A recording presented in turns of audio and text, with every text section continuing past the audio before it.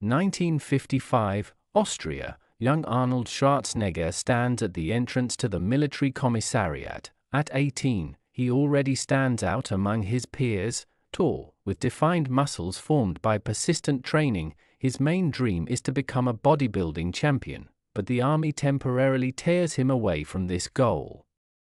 Schwarzenegger, the sergeant's loud voice rings out.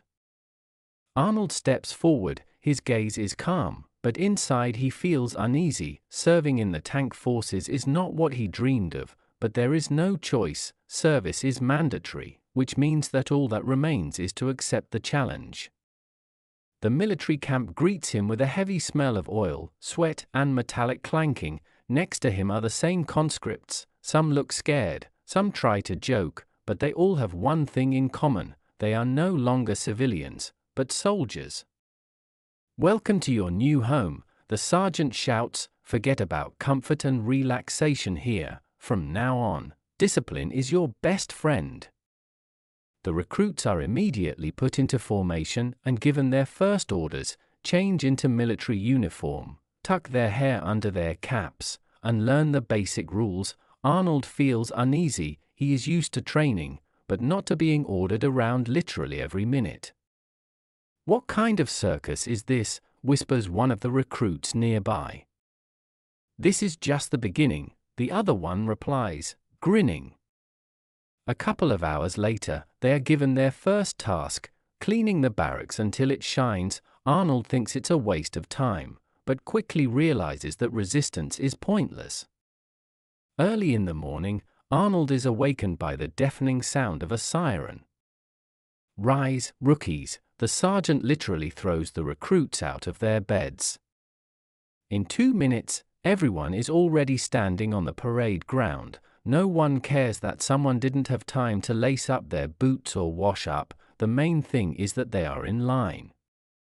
The first training session is a forced march with full gear. The 15-kilogram backpack is pressing on the back, the boots are rubbing the feet, and the sergeant is yelling all the time. "Faster! You're not even halfway there." For many it is torture, but Arnold endures. He is physically stronger than many, but even for him it is hard. He understands that the army is not just physical strength, but the ability to endure and obey. In the evening, sitting on a hard bunk, Arnold reflects. He is used to being the master of his life, but now everything is different. Here everyone obeys orders, and if you want to survive, you have to play by these rules. He looks at his colleagues. Some are already asleep, some are trying to write a letter home. "Maybe this is a test that will make me stronger," he thinks. At this moment he does not yet realize how right he is. The first month of service passed. Arnold gradually adapted to the strict routine, but one thing tormented him most of all: the lack of time and opportunity for training. There were no weights, or horizontal bars in the barracks, and every free minute was taken up either by cleaning or formations. He felt his muscles becoming less defined, his strength fading little by little. The thought was driving him crazy. He knew that if he didn't train, he could forget about becoming a champion, but how could he find a way out? At night, when his fellow soldiers were asleep, Arnold would sneak into a corner of the barracks and do exercises with improvised objects. He would fill buckets with water and use them as dumbbells, do pull-ups on metal beams, and do push-ups until he was exhausted. But soon this was not enough. He heard that somewhere on the base there was an old gym. However, it was forbidden to use it without permission. One day he decided to do it. During lunch break, when most of the soldiers were resting or writing letters home, he carefully made his way to the warehouse building where, according to rumors, the gym was located. Opening the door, he froze. In front of him were dusty, but real iron exercise machines, barbells, and weights. His heart began to pound. He took off his jacket, picked up the bar, and felt a familiar heat run through his body. Finally, he was himself again. Day after day, he began to secretly come here and train. While others complained of fatigue, he pumped up his muscles, as if he lived a double life, a soldier during the day, a bodybuilder at night. But sooner or later the secret becomes clear. One day, during one of the night visits, the door to the hall suddenly swung open. "Schwarzenegger! What are you doing here?" The sergeant stood in the doorway. Arnold froze, the vulture still in his hands. The sergeant stepped forward, looked at the shells and said through gritted teeth, "Do you think this is a sanatorium? You are here to serve, not to show off your muscles." The next morning he faced a tribunal. The punishment was harsh: several days in the guardhouse and work in the kitchen. He peeled potatoes, washed floors, carried boxes of provisions. "Well, champion, is it harder than lifting a barbell?" laughed one of the officers. But inside, Arnold didn't feel defeated. He knew that the punishment was temporary, and his goal was forever.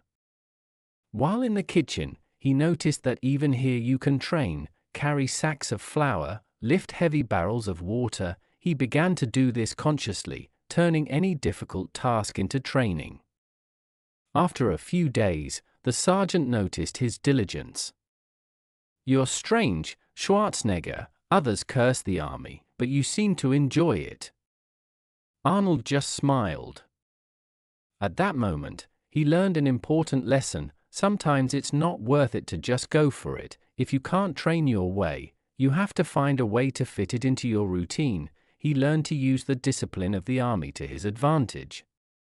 He was no longer just a rebel. He began to adapt, but not lose himself.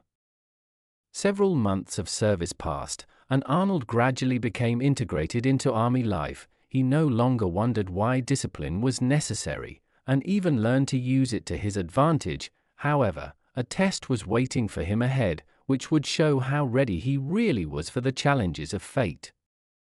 On this day, the commanders announced that their platoon was going on a large-scale military exercise. This was one of the most difficult stages of service, where soldiers were required not only to have physical endurance, but also to be patient, work in a team, and make quick decisions in extreme conditions. Each soldier received his task. Arnold was appointed as a tank driver. He had to operate the heavy machine, ensure its serviceability, and monitor the actions of the crew. "A tank is not just a piece of iron," the commander shouted. "It's your family on the battlefield. If you screw up, everyone suffers." Arnold was no stranger to heavy physical exertion, but driving a 40-ton machine required not only strength, but also complete concentration.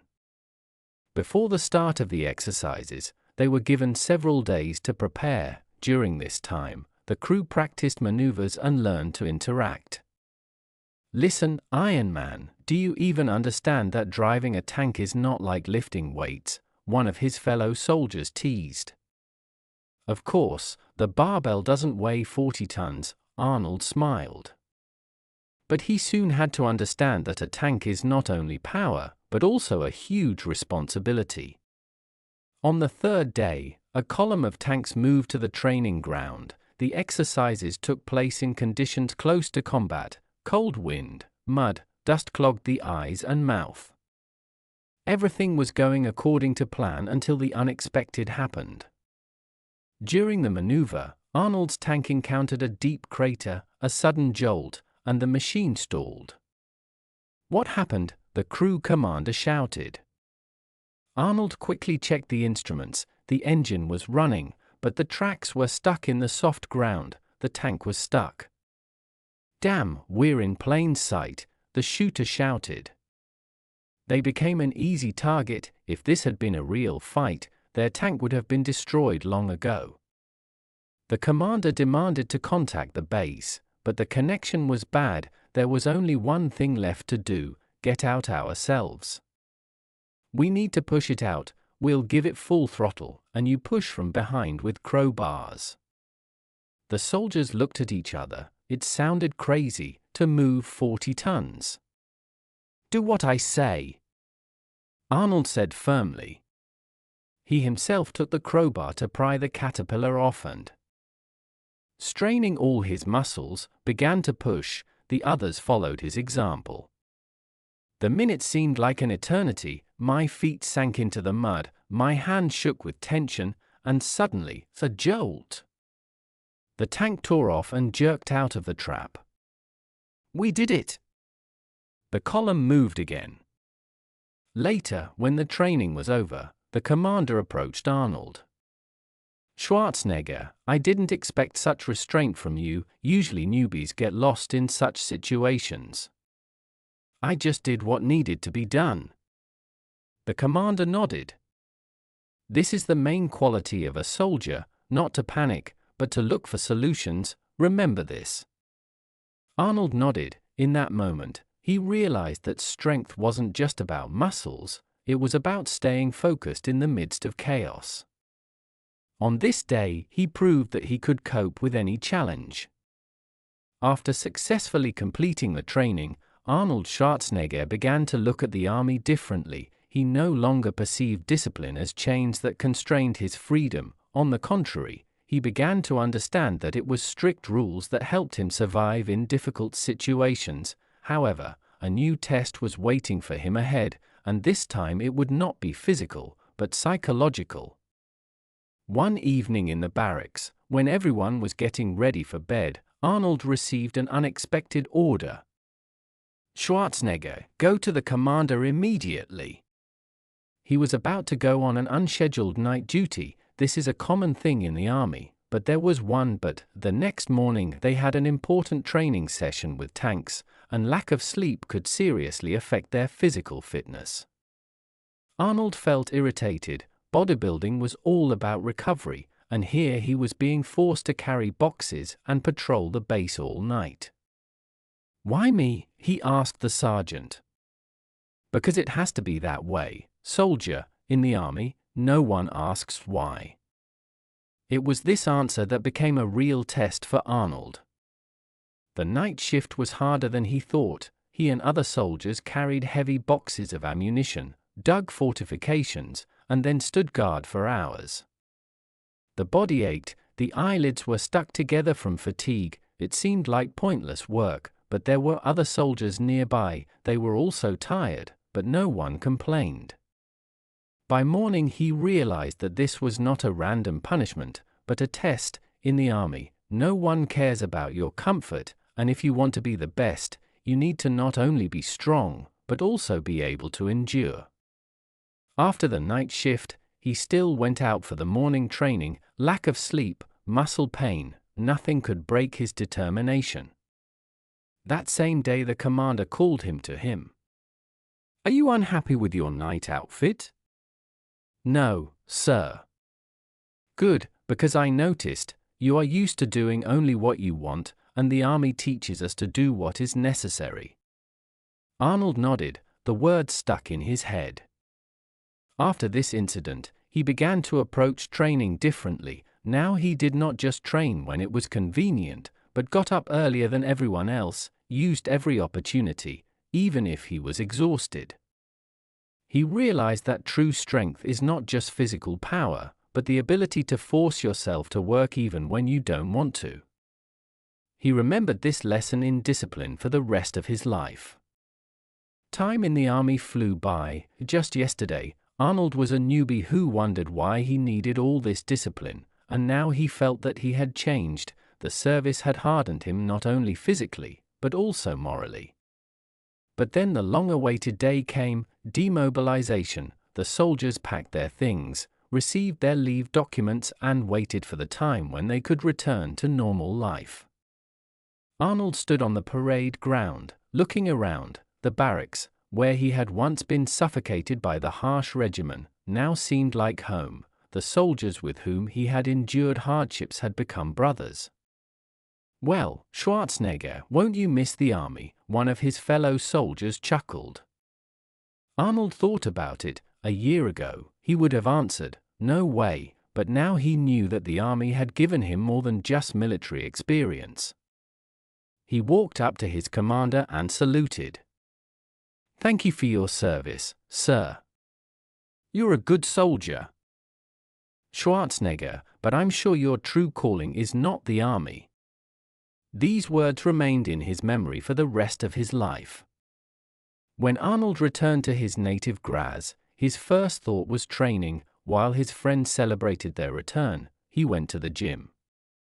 He looked at himself in the mirror. He had changed. He was no longer just a guy who dreamed of bodybuilding. He was a different person, more determined, more resilient, more ready for any challenge.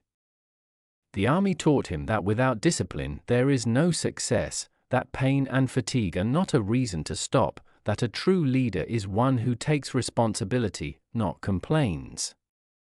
From then on, his life changed. He set a goal for himself, to become the greatest bodybuilder in the world. He no longer looked for excuses, did not allow himself to be lazy. It was this attitude that led him to victories in competitions, to the title of Mr. Olympia, to Hollywood and worldwide success. Later, in one of his interviews, when he was asked, "What helped you achieve such heights?" he smiled and replied, "The army, it taught me that discipline is the basis of everything."